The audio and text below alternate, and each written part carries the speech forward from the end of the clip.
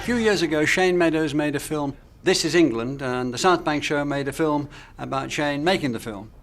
Since then, he's done a 4-part sequel called This is England 86, and it's won another award, this time the Southbank Sky Arts Award, and here he is to talk about it. This is England was actually about me. You know, I'd been a skinhead in the 80s, and I'd been through a lot of the stuff that the character went through in the film. There we go, mate. That's what we Look at that! Push him down, he looks like a Yeti. Hey, Oh, mate. that's good, Smart. Honestly, mate, you look sterling. So am I in the gang now? One of the big regrets I kind of had was that the film, 90 minutes, 100 minutes, although it sounds like a lot of time, you kind of can't maybe, examine or explore a lot of the other characters to the depth you'd like to. As soon as we'd finished doing the film, he saw something and said, I've not quite done with this lot yet. And it took its time, but we never knew it was going to happen. It was all in Shane's head. He's clever like that.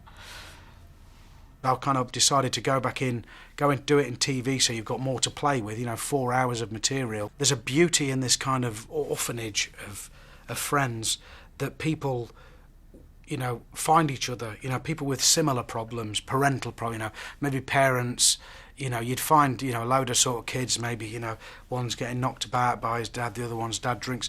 You find each other in the precinct when you're growing up.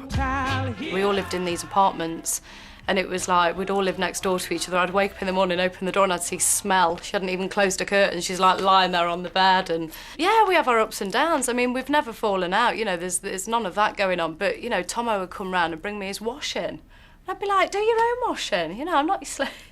So there's all that going on. It's very much a gang in a gang. Action. Take it easy.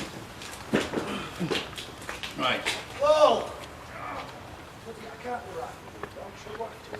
Although I think there's stylistic differences, I think, it would have been made a million times worse if I'd tried to sort of take over from Tom or vice versa from me, So it was like a case of sort of learning for the first time ever to hand the reins over to somebody else, which I didn't know if I could do or not.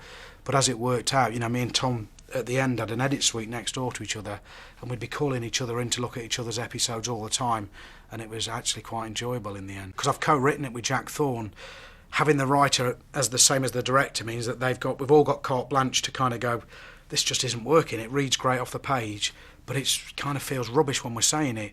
And I think a lot of TV productions are just locked in. You say these words, you land on that mark, and you have to deliver those words because the writer will go crazy if you don't. Whereas if you've got the writer on set kind of going, this actually isn't working, then I always have that sort of, sense of liberation that I can change things.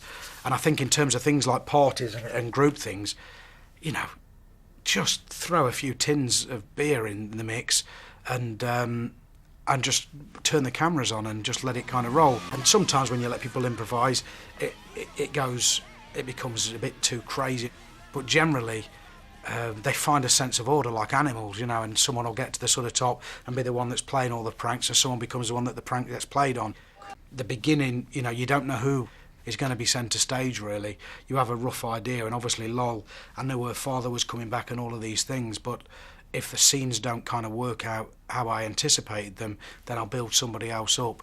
And so you end up getting the best out of actors then, because they know even when they're shooting loads of scenes, they're not sure if they're going to make them into the film. And so Lol, as the rehearsals went through the shoot, I knew probably about 2/3 of the way into the shoot that was the core of the story. When I kind of heard about Lol becoming, centre to the story, it was massive to me. I knew that Shane knew I was ready. I kind of felt ready for it, and I trust him. So it was a massive opportunity, but again, it was a massive challenge. Leading up to the scene between Vicky and her father, you've got two actors that have a pretty good idea that they're going to be shooting roughly what they're shooting that day, and they know it's going to be rough. They know that they're going to be going into battle. So you've got that anxiety of someone knowing they're going into something slightly unknown. I would get Vicky McClure, the actress, before they came on set, would stand outside at the bottom of the stairs before they went into the scene, and I would get Johnny to go up behind her and breathe on her neck and just whisper to her and talk to her. I said, anything that makes you too uncomfortable, tell me, and I won't let him do it, but put up with as much as you can put up with. because I want you to hate him. You see me being thrown around the room. I was, you know, we did get bruised and it was, you know, quite hard work in that way. But it was emotionally draining, but worth every minute. I actually enjoyed it. You know, it's strange that you go through something like that, but you kind of sit back and go, wow, that was an incredible experience.